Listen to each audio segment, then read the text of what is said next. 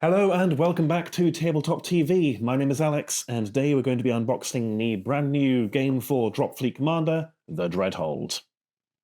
The Dreadhold is a brand new boxed game set in the Commander universe, building on top of the rules of Dropfleet Commander, but exploring a path setting we have never seen before.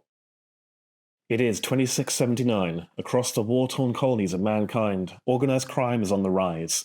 No gang is more feared than the Eightfold Syndicate. Brutal and relentless. They want their crime lord back. Atrax, one of the most dangerous criminals in known space, is locked inside the Dreadhold, a massive fortress built to hold the worst of the worst. This will not be a covert op, it's a full-scale prison break in orbit. The Penal Security Corps stand in their way. Cold, disciplined, and armed with cutting-edge UCMF warships, they are led by Fleet Warden Darius Holt. The PSC don't negotiate, but the Eightfold Syndicate's fleet, under Voidmaster Zahir Malenko, fights dirty, with salvaged ships and crews that have nothing to lose. In the vacuum of space, every ship counts, and every decision hits hard. No reinforcements, no retreat, just brutal ship-to-ship combat until one side breaks. This is the Siege of the Dreadhold. So, yeah, as we said, this is... You could think of it as an expansion to Dropfleet Commander. This is different to Operation Artemis, which was set in the Drop Zone setting and scale, but was a completely unique set of rules, so it played on its own. This takes parts of and builds on top of standard Dropfleet rules. It's played with standard Dropfleet models. You could even think of it as a way to get into the game. Obviously, there is the two-player starter box of a full UCM versus Biofighter fleet. This gives you a smaller UCM Penal Security Corps fleet, the Dreadhold itself, and also a ragtag bunch of resistance ships. So, yeah, if you wanted to get into the game, this isn't the worst way to do so. Let's crack open the box and have a look at what we have. So, it is a heavy box. There is a lot in here. Let's kick off with the rulebook. So, this is a condensed version of the Dropfleet Commander rulebook. As you can see, it details on the front, Inmate 213. In the story, Inmate 213, Atrax knows something. No one's entirely sure what. It's stored in essentially a vault in his brain, and he's been delivered somewhere for interrogation, because even high command in the UCM won't discuss what it is he knows. But as a crime lord, his fleet, the Eightfold Syndicate, are hot on the UCM or the PSC's heels and are going to try and break him out. So, completely new cover art, loads of background in here. In fact, actually, yeah, loads of background. The first, I believe, 11 pages, I say confidently. Yeah, the first 11 pages are background, but entirely new background. This has nothing to do with the far-off war between humanity and the alien menace. This is about the scummy underhive of the setting. It's about the criminal organizations, the Dreadhold itself, the security procedures. There's a transcript of an interview with Atrax in here. Really cool stuff. And again, we haven't seen any of this in the Commander universe before. So it starts with that, and then it goes on to the rules for the game. And as I said, it is a condensed version of the game. The entirety of the Dreadhold campaign, which we'll get to shortly, takes place in orbit. You don't go back to the planet at all. So the rules on, say, fighting over drop sites aren't covered in detail in here, because you don't need to know them for this. The rules are in here are based on the most up-to-date version of the PDF on the website.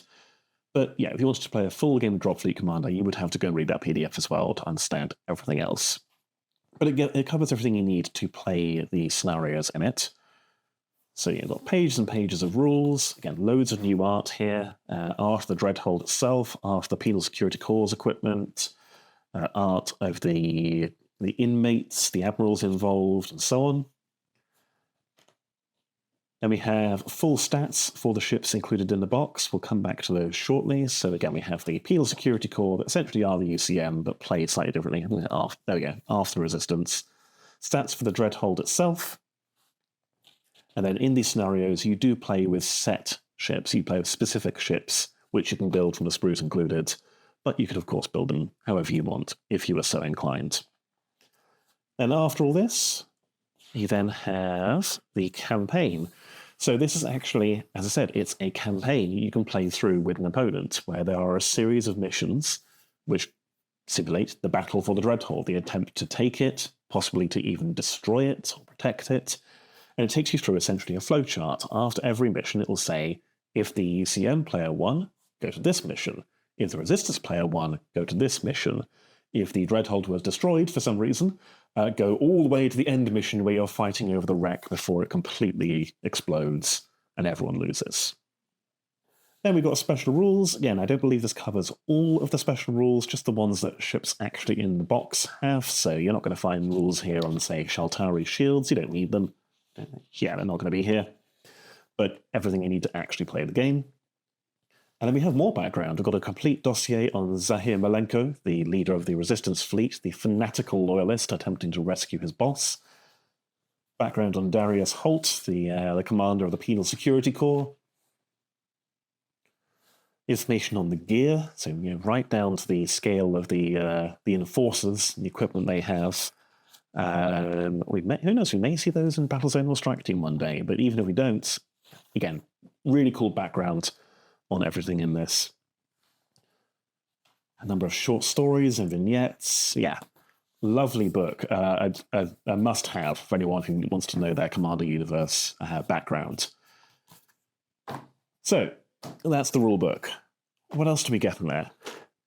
The rest of it are mostly things that we have seen before, because the fleets are made up of for the most part, plastic kits. So the Resistance fleet is made up of a light ship sprue. This is the same light ship sprue that came out when the new edition of the game came out last year.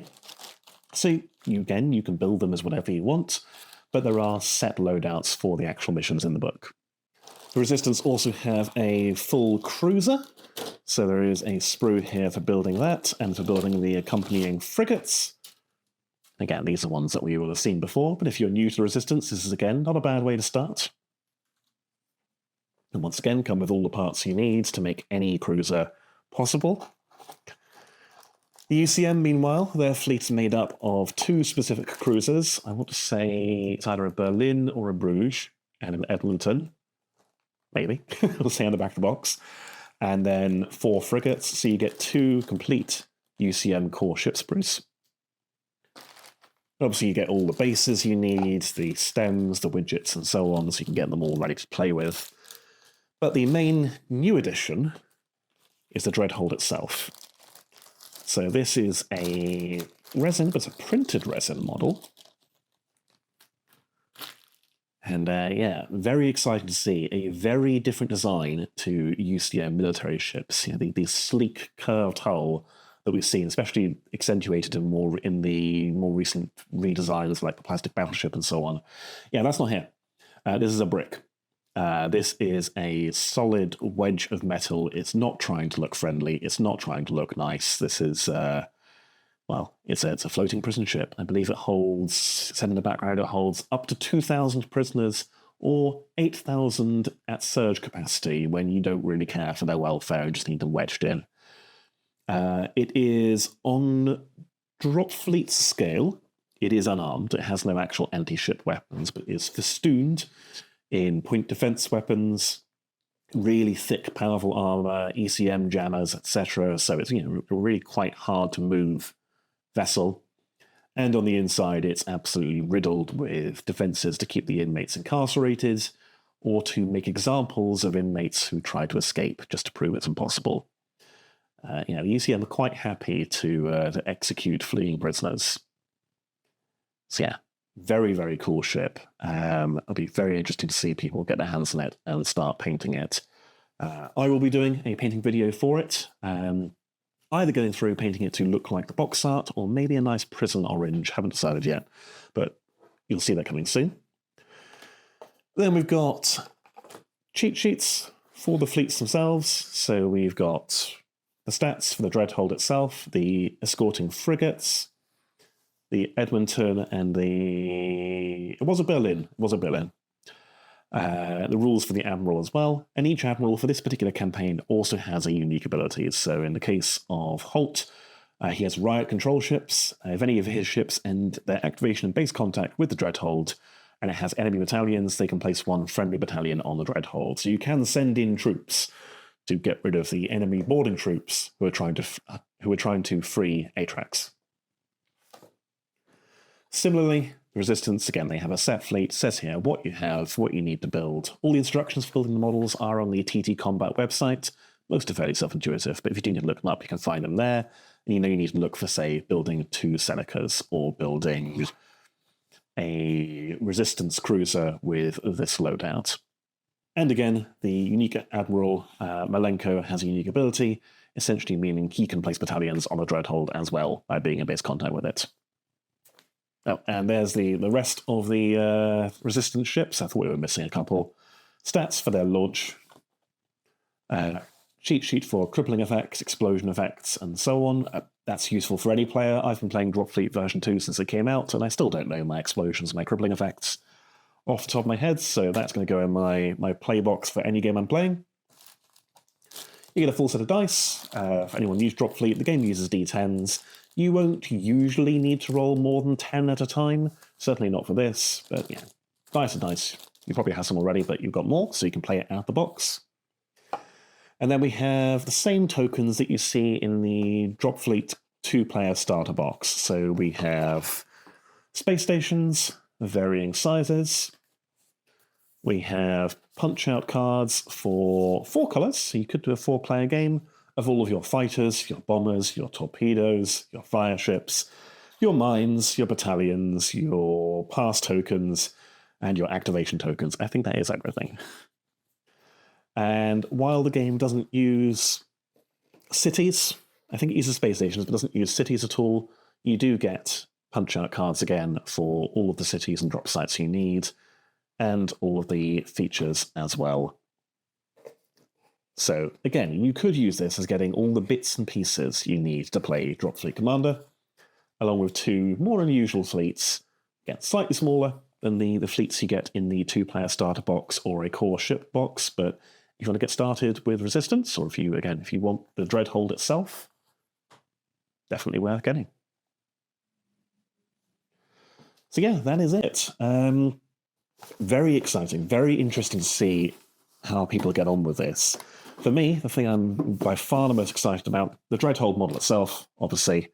I'm going to have a lot of fun painting that, I think. I am leaning toward jumpsuit orange. Let me know in the comments what colour you'd like to see. Maybe I'll paint 2. We'll see. We'll find out. But yeah, the model itself is obviously very exciting. New models are always good to have.